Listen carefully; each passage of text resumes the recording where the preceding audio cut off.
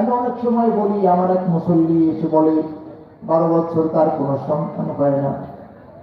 আমার কাছে আসছে সাধারণ একজন মানুষ, না হাফেজে কোরআন, না আলেম, না তাবলীগের সাথে, না চরমোনার সাথে, একেবারে সামান্য একজন মানুষ, কাঠিক মাস্টার, কামরাঙ্গি চলে।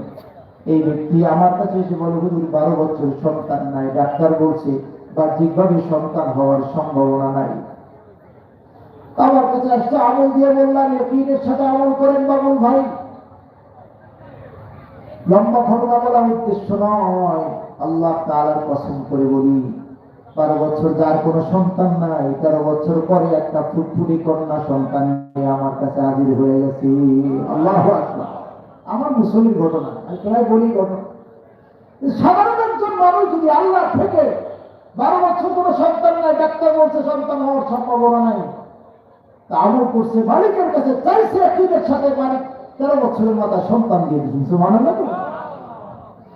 সাধারণ মানুষ যদি আল্লাহর কাছ থেকে পাইতে পারে, তাহলে আল্লাহ প্যারা নবী হযরত